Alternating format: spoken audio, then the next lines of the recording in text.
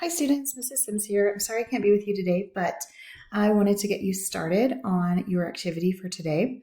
So if you haven't already, please take out your note packet that we've been working on, specifically page 3, the one that says how do you use angles to solve problems. We're going to go through these together and pause the video at certain times so that you can practice. So let's start with number 1. It says the complement of an angle is 3 times the measurement of the angle x. Find the measurement of the angle and its complement. Okay, so when we do word problems, we start with what do we know? So in this problem, we know that they're talking about the complement of an angle. So if you remember from our notes previously, complementary angles are angles that add to 90 degrees. So we know that we're dealing with 2 angles that add to 90.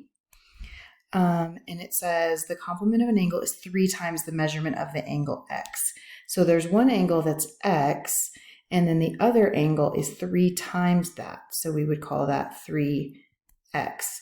So we know that those are our 2 angles, and that together, because complementary angles add to 90, we know that they need to equal 90. So what we're trying to find is x and its complement.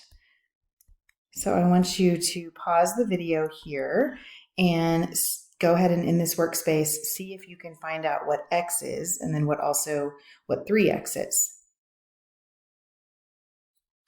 Okay, hopefully you've had a chance to try the problem yourself.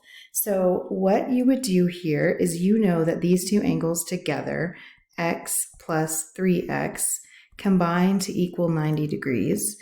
So then to solve that, I would combine like terms. That's 4x equals 90.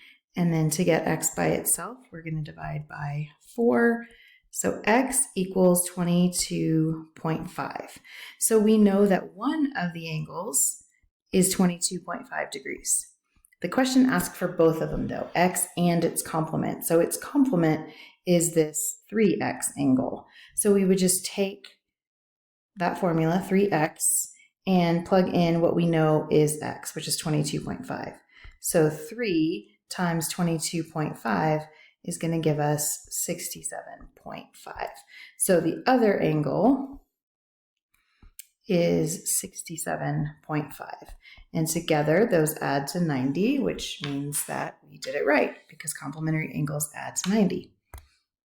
Okay, for the next one, you have this picture. 4 rays, so that's those 4 lines, are going to meet at a common endpoint. Write and solve an equation to find the value of x, then determine all of the angle measures. So when you look at this picture, first of all, look at this picture, figure out all the things that you know. I know that angle Z right here, it's got the little square in there, so that means that one has to equal 90 degrees. So I already know that angle Z equals 90. Label that one 90. We know that angle W equals 36. And then we know angle U and angle Y are these variables. So I need to know what X is, and I need to know each angle. Okay, the other thing I know, because they're all around one point, we've talked about what all the angles around a point equal, like a full turn, a full circle. So we know that all of those angles together need to add to 360 because that is a full circle.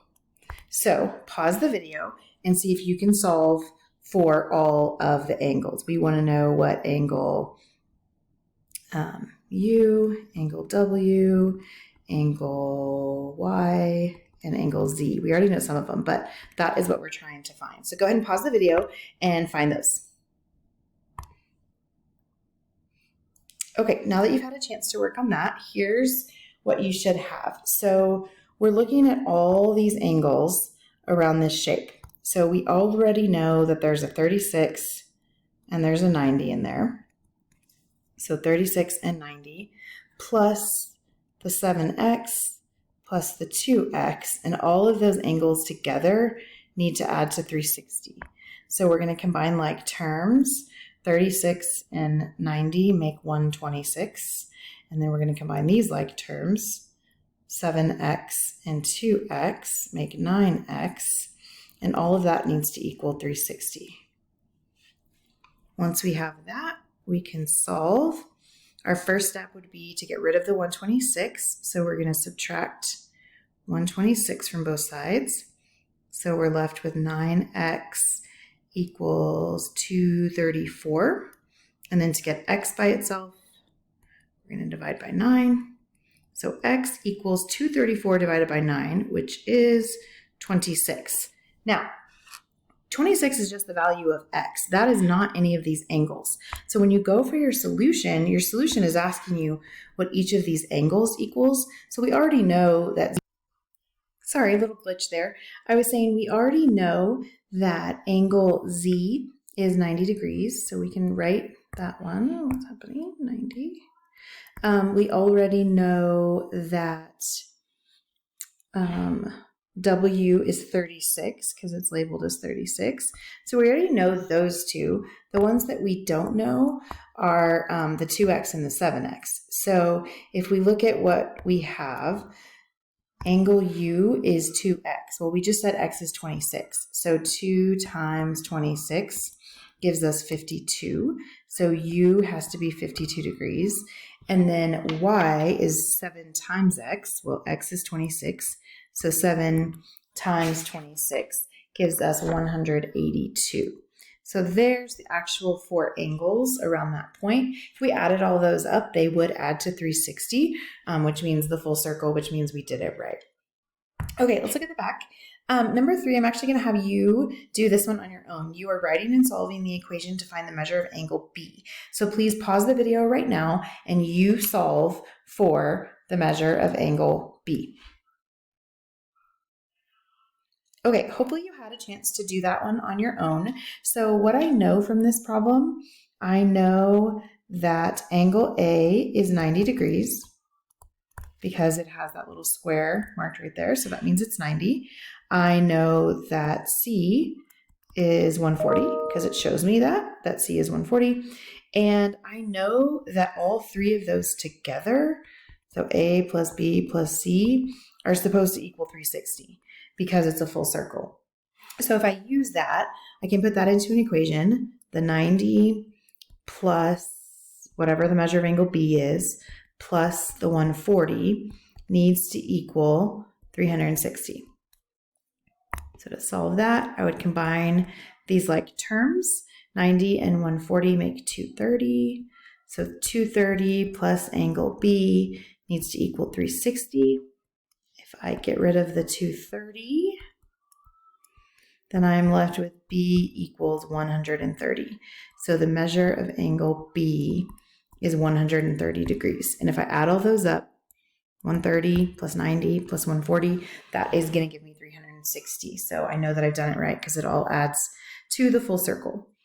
Okay, we are going to skip number 4. What you're going to do now, that ends your notes. What you're going to do now is a scavenger hunt, but it's going to be a lazy scavenger hunt. So if you remember how that works, you're going to get a paper in a sheet protector that has all of the questions that usually would be hanging around the room on the paper. So you can just look at all the questions at once from the paper and then work the scavenger hunt. So you'll solve the first problem, find the answer, and that'll tell you what the second problem is to solve. So please show all of your work on your answer sheet. You can stay at your assigned seat. You may work with your group on it as long as that's what you're doing, is just working and not being too loud or disruptive. But you may work with your group on the lazy scavenger hunt. Please show all of your work on your paper. If you finish, you can turn it into the basket. If you do not finish, just save it for the next time. And if you finish early, you can work on Zern while you're waiting for class to be over. But everybody's working on the lazy scavenger hunt at their assigned seat. Good luck. I will see you soon.